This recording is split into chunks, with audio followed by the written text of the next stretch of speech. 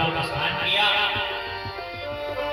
धीरे धीरे भगवान बड़े हुए। अब धीरे धीरे भगवान ने क्या किया, भगवान ने एक दिन यमुना नदी के तट पर सभी लोगों को एकत्रित किया। बोले क्या करना चाहिए, बोले आज से एक नई चीज चालू करेंगे, हम सभी लोगों को चोरी करना सिखाएंगे। तो मनसुबा ने कहा कि तुम्हारे यहाँ 9 लाख गाय है, इतना ज्यादा दूध दही तुम्हारे यहाँ हो रहा, कोई खाने वाला नहीं है, तो कन्हैया तुम्हें चोरी करने की अगर क्या आवश्यकता पड़ेगी। भगवान ने कहा हमारे यहाँ तो बहुत है, लेकिन इस बेचारे मनसुबा को देखो, इस बेचारे दामा को देखो, एकदम हड्डी जैसा शरीर है, इसके घर में कुछ खाने को ही नहीं है। हमारे घर में तो सब कुछ है, इसके घर में कुछ खाने को नहीं है, इसीलिए हम सब चोरी करेंगे। भगवान ने कहा ऐसा करो, सबसे पहले अपने अपने घर में चोरी करो। तो सभी लोग आज मिलकर के अपने अपने घर में चोरी करने गए। अच्छा, जिनकी पहले से प्रैक्टिस रही चोरी करने की वो तो सफल हो गए। अब जिन बेचारे ने पहली बार हाथ मारा था खूब बड़ी, सब जैसे तैसे भगवान के पास आए, अपना सभी लोगों ने रिजल्ट भगवान को दिखाया। भगवान ने कहा अभी तुम लोग चोरी करने के लायक बने नहीं। तो बोले क्या किया जाए, बोले अब हम एक विद्यालय की संरचना करेंगे यमुना तट पर, जिसका नाम होगा बाल विद्या चौर प्रसार मंडल। इसमें जितने भी हमारे और तुम्हारे उम्र के बच्चे हैं सबको चोरी करना सिखाया जाए। भगवान ने क्या किया, विद्यालय धीरे धीरे चोरी करना सभी लोगों को सिखाने लगे। धीरे धीरे 1 महीना व्यतीत हुए, सभी लोग परिपक्व हो गए। भगवान ने कहा चलो चल करके आज से तुम्हारी पहली परीक्षा करेंगे। भगवान एक गोपी के घर सभी लोगों को लेकर के पहुंच गए। भगवान अपने ग्रुप में सबसे छोटे हैं। भगवान अभी मुश्किल से 4 से 5 वर्ष के हैं। कोई 8 वर्ष का है, कोई 11 वर्ष का है, कोई 15 वर्ष का है। सभी लोगों को लेकर के आज भगवान पहुंचे। तो देखा जाकर के पहले क्या होता था, छप्पर में ऊपर लोग मटके में दही या मक्खन रखा करते थे, जिसे कहते हैं छीका। छीके के ऊपर ना जो बांध करके ऊपर रखा जाता है, जिसमें दूध दही। इधर नहीं चलते, शायद चलते हैं। अब गोपियों ने क्या किया, गोपियों ने उसमें अपने दही माखन को रखा। अब भगवान तो यही सोच रहे थे मक्खन जमीन में मटकी मिल जाएगी, लोग खा लेंगे, लेकिन अब क्या किया जाए। भगवान ने कहा इसीलिए तो तुम्हें चोरी करना सिखाया। भगवान ने कहा सभी लोग घोड़ा बनो। तो जो सबसे बड़े थे उनको सबसे नीचे, जो उनसे छोटे थे उनके और छोटे, उनके ऊपर, उनसे छोटे थे और ऊपर, और सबसे ऊपर भगवान श्री कृष्ण चढ़ गए। भगवान ने क्या किया, सबसे ऊपर चढ़ करके धीरे से मटकी उतारी, उसमें से मक्खन खाना प्रारंभ कर दिया। मक्खन खाने के पश्चात मटकी को नीचे उतार करके लाया, सभी लोगों को भगवान ने मक्खन खिलाया।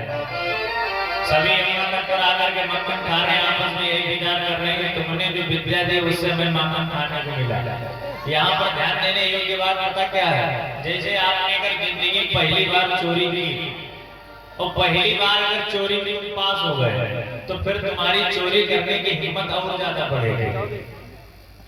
सिर्फ पहले दिन अगर तुमने अपने पापा की जेब से एक 100 की पत्ती निकाली और तुम पकड़े नहीं गए, तो तुम्हारी क्या होगी, तुम्हारी हिम्मत और ज्यादा बढ़ेगी। अगले दिन तुम 200 की निकालोगे।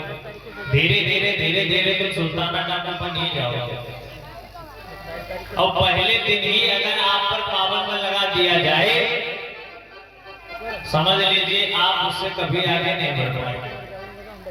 ग्वाल वालों के अंदर क्या हुआ, हिम्मत और बढ़ गई, क्या आप तो चोरी में निपुण हो गए।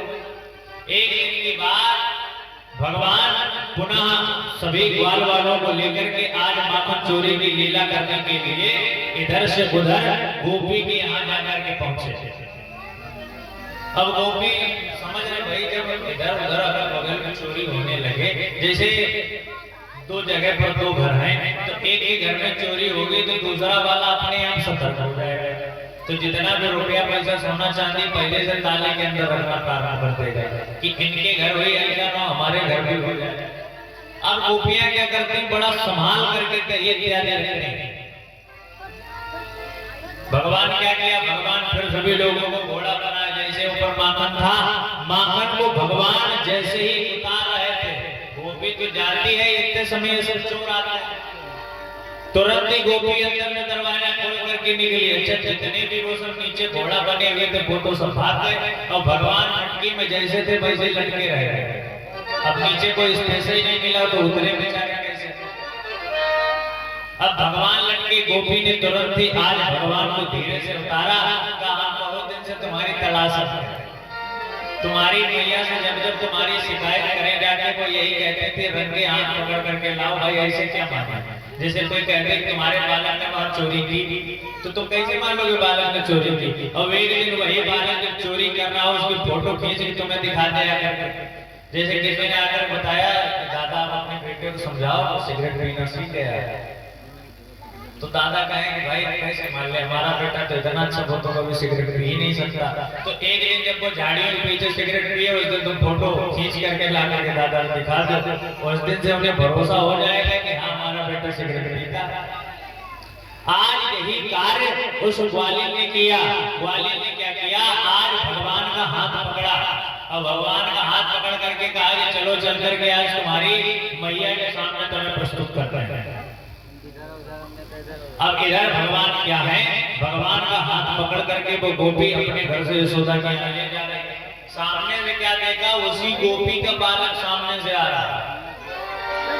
अब जब हम उम्र के लोग होते हैं तो उनकी तो इशारों में बात हो जाती है। तो सामने से जो बालक आ रहा उसने धीरे से इशारा किया कि हमारी मैया को मैं कहाँ पकड़ करके ले जा रहे हैं। तो भगवान ने इशारा किया कि देखो तुम्हारी मैया हमें लड्डू खाने के लिए पकड़ करके ले जा रहे हैं और हमारे पेट में बिल्कुल जगह नहीं है, एकदम ऊपर तक अपने हुए हैं और हम यही चाहते हैं कि हमारी जगह तुम जाकर के न्योता खाओ। तो सामने वाले ने कहा ऐसे कैसे हमारी मैया को पता नहीं चल जाएगा। और पहले क्या होता था, पहले केसरियां क्या करते थे, घूंघट करके रखते थे। पहले लोग किसी के सामने अपने मुख को खुला नहीं करते थे। अब आजकल तो मान लो फैशन है, कोई सारे पे नहीं पल्लू करता, ओढ़ने की तो बात है। अब वो तो हाथ भर का पल्लू किए। अब आपसे में इशारे की बात हुई। भगवान ने कहा हमारा पेट बिल्कुल बंद है, हमेशा चाहते हैं तुम जाकर के खाओ। इशारे की बात हुई। ऐसे ने कहा हाथ कैसे बदला जाए। तो भगवान ने उस ग्वालिन से कहा कि तुम हमारा सीधा हाथ पकड़े, इसमें बड़ा दर्द हो रहा है, ऐसा करो हमारा उल्टा वाला हाथ पकड़ लो। और जैसे उल्टा वाला हाथ पकड़ना चाहा भगवान ने उस ग्वालिन के लड़के का ही हाथ उस ग्वालिन को पकड़ा। भगवान की चालाकी देखो, उस बाला ही के लाला का बाल को हाथ थमाया है, घूंघट के इस पट नाटक को ग्वालिन ने जान न पाया है।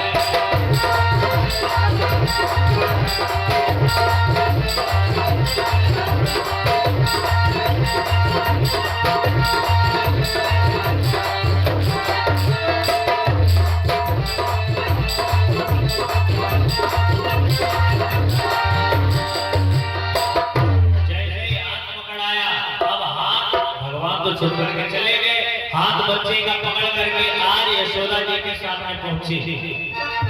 कहा कि देख यशोदा, तू कहती थी कि तेरा लड़का कभी चोरी नहीं करता, आज मैं तेरे लड़के को पकड़ करके लाई।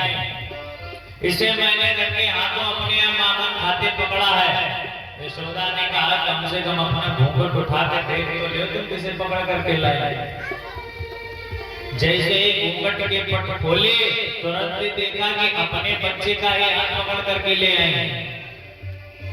अब तो बड़ी शर्म महसूस हुई। अब जैसे लज्जित अवस्था में आई, आज वो ग्वालिन जगह जगह की कस्में खा रही है। कह रही मैया मैं सच बोल रही हूँ कि जब मैं घर से निकली मैंने तुम्हारे ही लड़के का हाथ पकड़ा था, लेकिन रास्ते में न जाने क्या हुआ कि हमारा लड़का आ गया। जगह जगह की कस्में खाती है। मैया साक्षी को धन की है, सामंत मुझे यमुना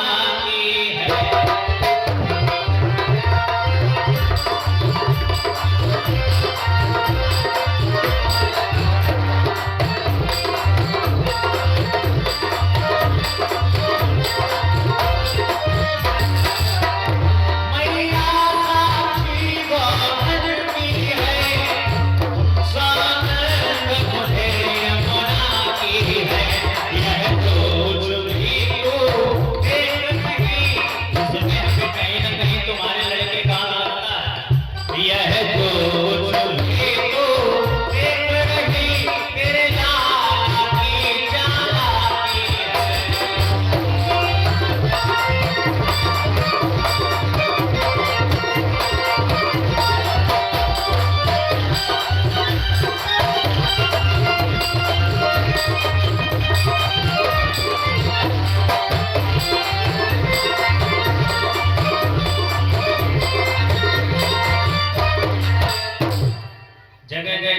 किसने खाई? मैया ने समझाया कि अगली बार जब रंगे हाथों पकड़ करके लाना तब हमसे मिलना आकर। एक वाले ने क्या है, बार बार भगवान को देखने के किसी न किसी बहाने से आती है। अच्छा, जैसे इधर ग्वालियर शिकायत कर ही रही थी, तब तक भगवान पीछे के दरवाजे से घूम करके यशोदा मैया के पास आ गए। देख मैया, मैं यहीं पास में ही खेल रहा था, लेकिन मेरी झूठी शिकायत करने के लिए ग्वालियर बताओ आ गई। आज मैं घर में हूँ तभी तुम्हें भरोसा नहीं, और किसी दिन अगर मैं घर में नहीं हुआ, इस ग्वालियर ने आकर के शिकायत कर दी, तब तो तुम यही मानोगे कि चोरी करते हैं। और जैसे ही वो ग्वालियर भगवान की तरफ देखे तो भगवान उंगली उठा कर कहें कि अगली बार तेरे घर में एक मटके नहीं बचेंगे। ये जो तू शिकायत करने आई है ना, अगली बार बाल मंडल को ले जा करके तेरे घर में जितने मटके में सब एक एक करके फोड़ूंगा। अच्छा, जैसे ये बात कहे और सामने खड़े हुए वाले जैसे यशोदा से कहे तो भगवान तुरंत यशोदा के पीछे चले जाए। भगवान का दर्शन करने के लिए बार बार गोपियां आती रहती, किसी